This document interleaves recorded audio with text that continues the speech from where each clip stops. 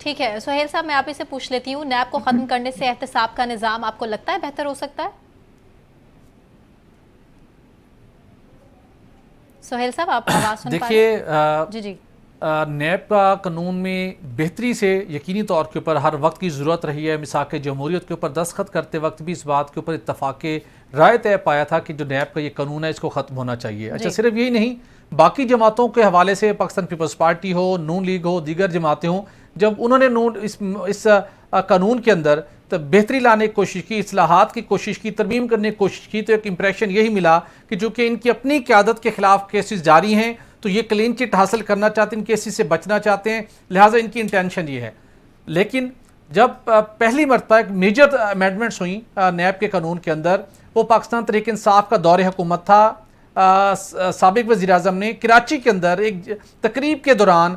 کراچی کے بزنس مینوں کو مبارکباد دی کہ وہ نیب کا قانون جس کی وجہ سے آپ پریشان رہتے تھے، آپ میرے پاس شکایتوں کے انبار لے کے آتے تھے، کاروباری برادری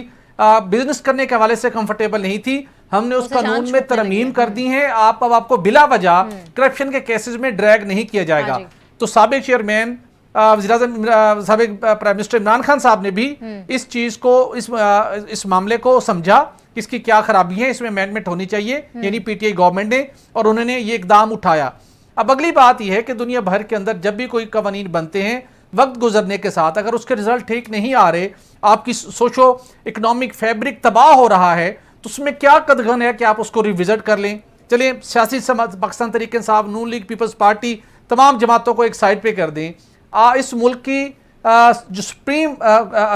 کورٹ ہے، عدالت عظمیٰ، اس کے ججی صاحبان نے، اسلام آباد ہائی کورٹ کے ججی صاحبان نے مختلف اوقات کے اندر کہا کہ نیب پولیٹیکل انجینئرنگ کے لیے استعمال ہوتا رہا ہے اور وہ ہوتا ہے۔ تو یہ آبزرویشن بھی آئی، تو ان آبزرویشن کے بعد کسی نے تو یہ سٹیپ لینا تھا کہ اس ترمیم کو، اس نیب کے اس قانون کے اوپر ہمیں نظر ثانی کرنی چاہیے۔ دیکھیے ایک سائیڈ یہ ہو گئی، دوسری سائیڈ جو ہے ایک کیس تھا ایون فیلڈ کا کیس، جس کے اندر مریم نواز صاحبہ کو سزا ہوئی، 2018 میں ریفرنس پر فیصلہ آیا، پہلے احتساب عدالت میں کیس چلا،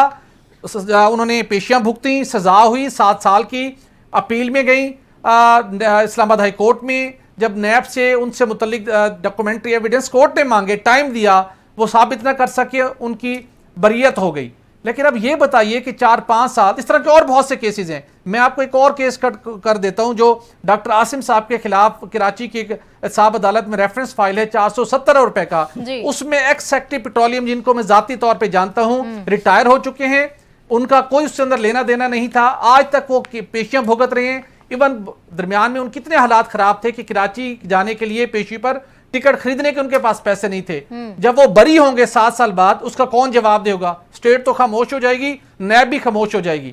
تو یہ اس کا مطلب ہے کہ نیب کے قانون کا مس یوز بری طریقے سے ہوتا رہا، اب اس کو ضرورت تھی کہ اس کو ریویزٹ کرنا چاہیے۔ تو میرا خیال ہے کہ نیب کے قانون کی وجہ سے بہت سے اس سوسائٹی میں مسائل پیدا ہوئے، بگاڑ پیدا ہوا ہے، بہت سی کمپنیاں پاکستان چھوڑ کے چلی گئی اس قانون کی وجہ سے۔ جی ٹھیک